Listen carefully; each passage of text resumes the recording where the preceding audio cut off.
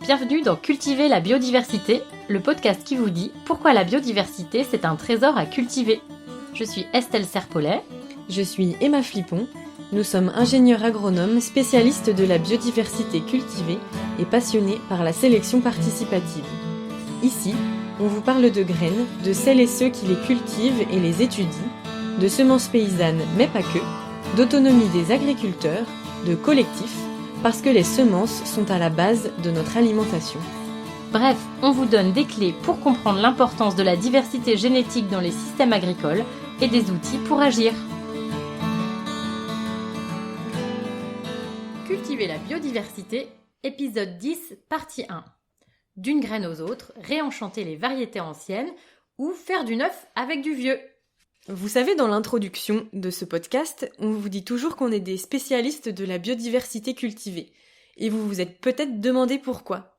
Eh ben en fait, c'est parce qu'on passe des heures et des heures à la regarder, cette biodiversité cultivée, parce que ça nous passionne, et donc pour certaines espèces en particulier, on commence à bien la connaître. Et surtout, en juin, qui est en mai et juin, c'est les périodes où les plantes, elles sont vraiment le plus au pic de leur activité. Vous l'avez remarqué aussi sûrement dans vos jardins. Et donc, c'est la période où on passe vraiment le plus de temps dans les champs. Et donc là, on est au mois de juin 2023 et on s'est dit qu'on avait envie de vous parler de justement ce qu'on fait dans les champs, de ce qu'on observe et de pourquoi on passe des heures à regarder la biodiversité cultivée. C'est donc l'occasion de vous raconter une partie de notre travail. Et ce travail-là, on le fait dans le cadre de notre activité professionnelle qui s'appelle D'une graine aux autres.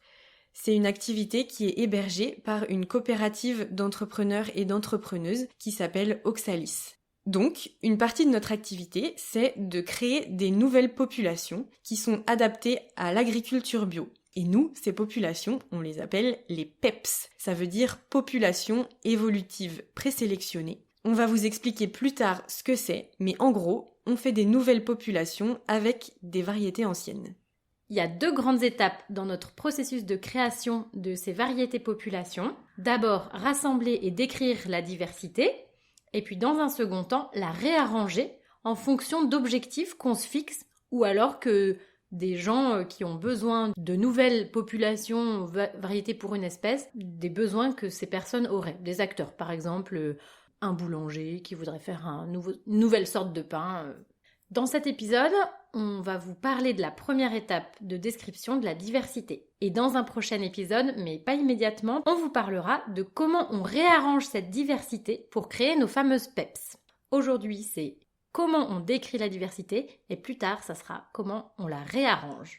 Alors, du coup, on vous a dit que cette activité, c'était une activité de sélection. Et donc, pour faire de la sélection, peu importe laquelle, la première étape, c'est de rassembler une grande diversité d'échantillons, de semences, de variétés très différentes. Et en fait, cette diversité, elle va servir de base à la création des variétés. Donc vraiment, même les sélectionneurs, entre guillemets, classiques, ils partent aussi de cette diversité pour mettre en place leur processus de sélection. Pour vous donner un exemple ou pour faire un parallèle, quand on veut faire une recette de cuisine, il faut d'abord rassembler des ingrédients et les cuisiner. Mais nous, on peut dire que on a une problématique qui se rajoute à l'élaboration de cette recette, c'est que on connaît pas les caractéristiques des ingrédients qu'on va utiliser. Et donc, avant de pouvoir faire la recette, on a besoin de décrire ces ingrédients-là. Et donc, on va avoir besoin de décrire les échantillons de semences sur lesquels on va se baser.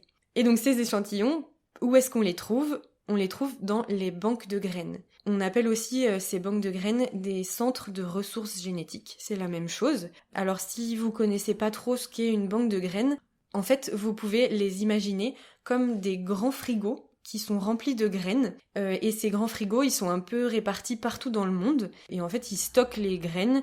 Et ensuite aussi régulièrement quand même, les personnes qui travaillent dans les banques de graines, ils ressèment ces graines régulièrement pour pas qu'elles meurent. Mais tout ça, on vous en parlera plus en détail dans d'autres épisodes. On vous a prévu déjà 2 épisodes sur le sujet, parce que ça aussi c'est un vaste sujet. Alors la première étape de notre travail, c'est donc de commander des graines dans ces banques de graines, et puis de les multiplier. Parce qu'en fait, quand on commande des graines, des échantillons dans des banques de graines, on reçoit des toutes petites quantités. Donc, si on veut un jour que nos populations elles soient cultivées par des agriculteurs, eh bien, il va falloir multiplier pendant plusieurs années ces tout petits échantillons pour augmenter au fur et à mesure la quantité. Et puis, quand on reçoit ces échantillons, la plupart du temps, on ne connaît rien sur ces échantillons à part une date de collecte, un endroit d'où ça vient, mais on sait très très peu de choses. Or, nous, ce qui nous intéresse, c'est quand même de savoir un minimum de choses sur ces échantillons pour ensuite pouvoir les réarranger pas n'importe comment. Donc, on commande des semences, des échantillons dans des banques de graines qui sont en France, mais en fait, ça peut être aussi dans d'autres pays d'Europe ou d'ailleurs, on a commandé des choses aux États-Unis par exemple. Ils ont un super réseau de banques de graines. Et notre choix dans nos commandes, c'est de demander des semences issues de populations traditionnelles qu'on appelle des landraces ou des variétés anciennes. Alors, c'est-à-dire des variétés qui n'ont pas été sélectionnées par les sélectionneurs avant les années 50, des variétés ou des populations qui ont été plutôt sélectionnées par des paysans. C'est vrai que nous, on n'aime pas trop utiliser le mot de variété ancienne parce qu'en fait, c'est un concept qui a beaucoup de définitions différentes selon les gens qui en parlent. Ça ne veut pas toujours dire la même chose. Donc nous, on va parler de landrace ou de population traditionnelle. Vous pourrez dire des variétés anciennes, mais voilà. Nous, on veut des choses qui ont été sélectionnées plutôt par des paysans avant les années 50. Et donc les variétés qui sortent des banques de graines, on va les appeler accessions parce que c'est comme ça que les personnes qui gèrent les banques de graines les appellent. Et juste ce qu'il faut savoir, c'est que dans les banques de graines, il peut y avoir des landraces, donc celles qui nous intéressent, mais aussi d'autres types de graines comme des OGM ou juste des variétés de sélectionneurs. Mais nous, quand on va vous parler d'accession, ça va être que les variétés populations qu'on a choisies nous, donc toujours des landraces et toujours des populations. Et en fait, nous, on choisit d'utiliser uniquement ces landraces parce que elles ont été cultivées avant l'industrialisation de l'agriculture et donc on considère qu'elles sont une bonne base pour reconstituer des populations pour une agriculture moins dépendante des énergies fossiles et plus résiliente. Donc voilà, une fois qu'on a commandé les graines dans les banques de graines, on va vous expliquer un peu plus concrètement ce qu'on fait une fois qu'on les a reçues. Et pour ça, on va partir de ce qu'on cultive et de ce qu'on observe cette année en 2023. Donc d'abord, quelles espèces on a ? On a du grand épeautre d'hiver, de l'avoine d'hiver et de printemps et des lentilles. Petite précision, quand on parle d'une céréale d'hiver ou d'une céréale de printemps, ça parle de la période à laquelle on les a semées. Il y a certaines céréales qui ont besoin d'être semées en hiver et d'autres céréales qui ont besoin d'être semées au printemps.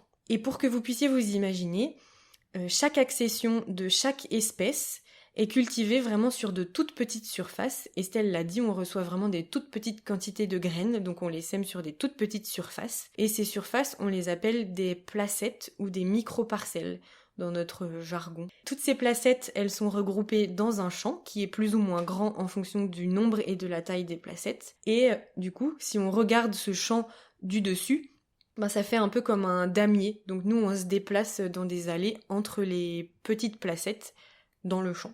Et pour vous donner une idée des différentes tailles de placettes qu'on a cette année, les placettes de lentilles, c'est les plus petites qu'on ait. Elles font à peu près 1/4 de mètre carré chacune.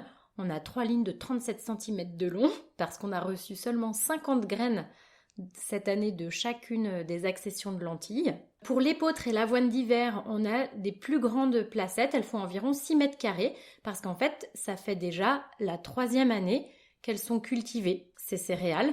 La première année, c'était 1 ligne ou 2 de chaque accession, mais aujourd'hui, on a assez de graines pour faire environ 6 mètres carrés de chaque. Pour l'avoine d'hiver et l'épeautre, donc comme a dit Emma, qu'on a semé en hiver, on a 25 accessions d'avoine et 90 accessions d'épeautre, donc elles sont au même endroit, dans la même parcelle.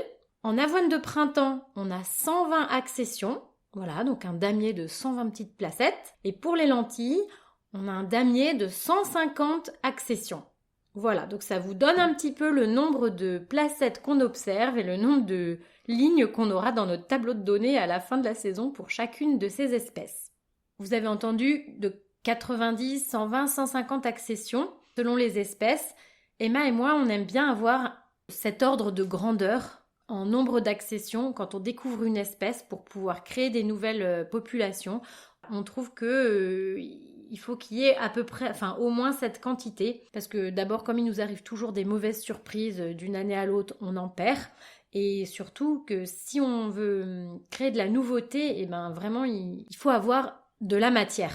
Et nous, notre indice, un peu de matière, et ben c'est de l'ordre de 100 à 200 accessions. Voilà un petit peu tout ce qu'on a dans nos champs cette année.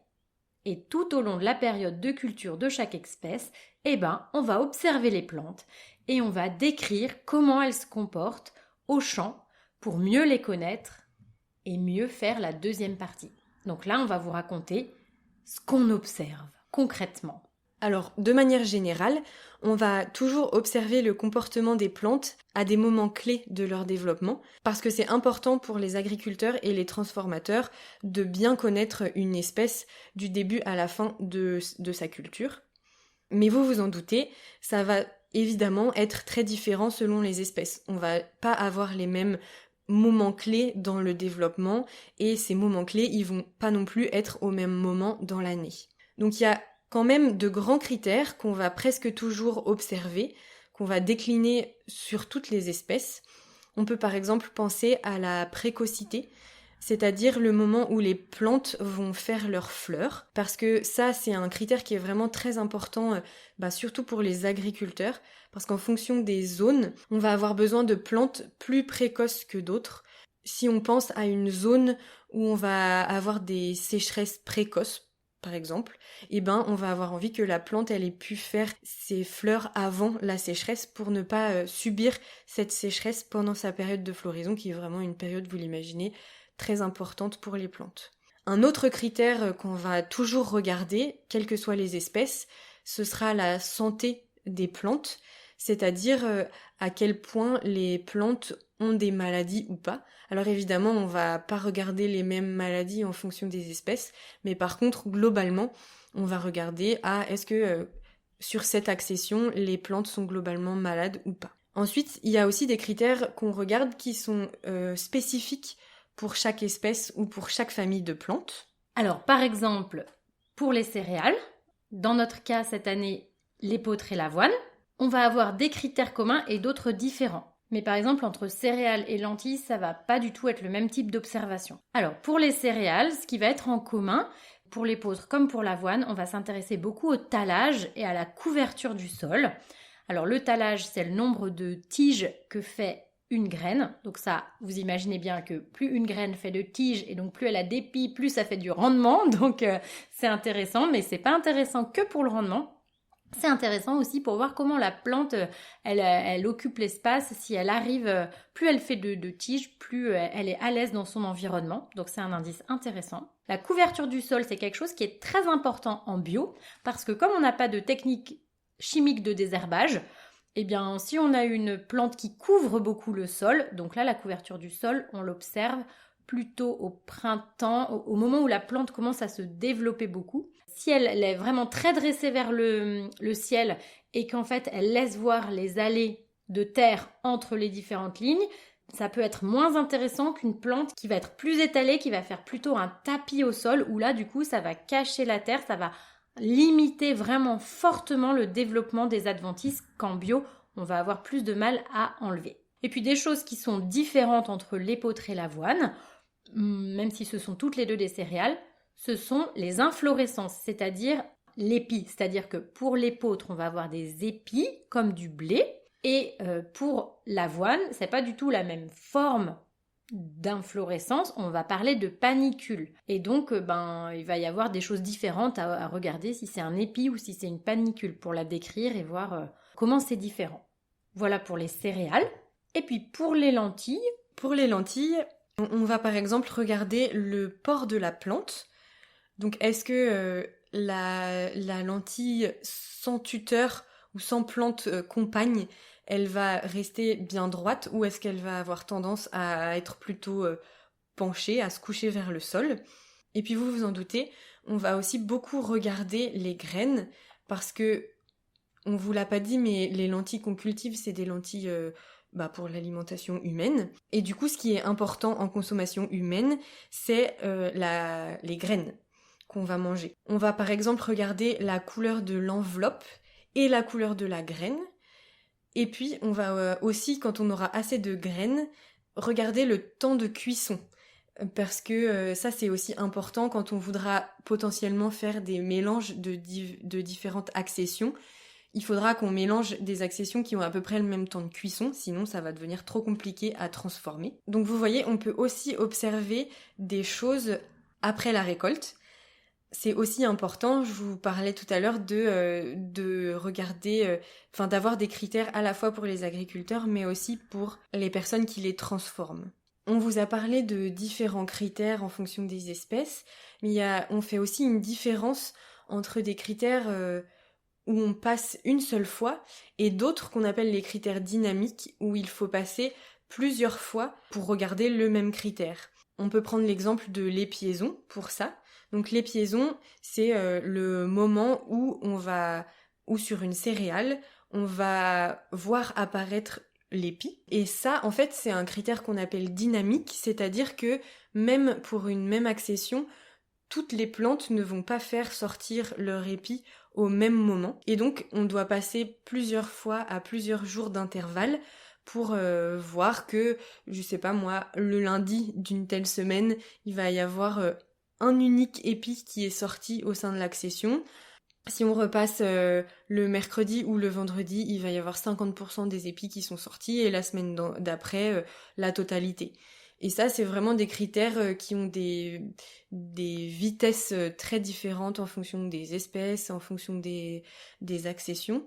Et du coup, quand on regarde ce type de critères à l'échelle d'une population de 100 ou 150 variétés, vous vous doutez bien que ça prend du temps et qu'il faut passer au moins 2 fois par semaine pendant souvent plusieurs semaines. Et en mai et en juin, c'est là où il y a le plus de critères à regarder, et c'est aussi le moment où il y a beaucoup de critères dynamiques comme les épiaisons à regarder.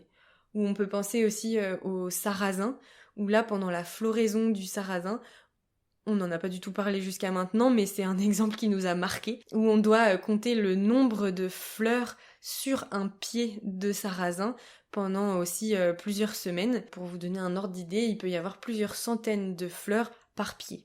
Donc c'est vraiment des choses qui sont assez longues à observer.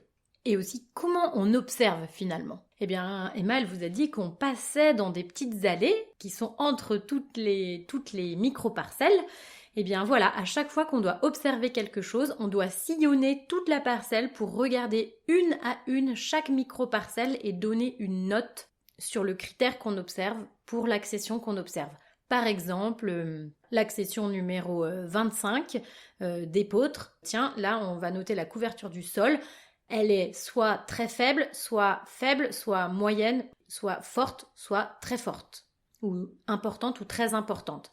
Voilà, donc on donne un numéro pour chaque et on doit dire pour chaque accession quel numéro on lui donne pour tel critère. Donc voilà, ça demande du temps parce qu'il faut prendre le temps de regarder chaque observation une par une et de se dire tiens, mais à quel niveau de ce critère-là cette accession est? Et quand c'est les épiaisons, on doit donner le niveau d'épiaison, c'est-à-dire la proportion de plantes qui ont épié sur la microparcelle, plusieurs fois pendant plusieurs semaines, comme Emma vous l'a dit, pour avoir ensuite un petit graphe qui est dynamique pour nous montrer si cette accession fleurit vite, pas vite, tôt, pas tôt, etc. Voilà pourquoi on passe beaucoup de temps en mai, en juin, dans les champs. Mais c'est aussi quelque chose qui nous plaît beaucoup. Comme on disait, oui, on est vraiment passionné par les plantes et de regarder justement, d'essayer de décrire toutes ces plantes. Et donc c'est quelque chose qu'on aime vraiment beaucoup faire. Oui, moi je trouve ça vraiment émerveillant.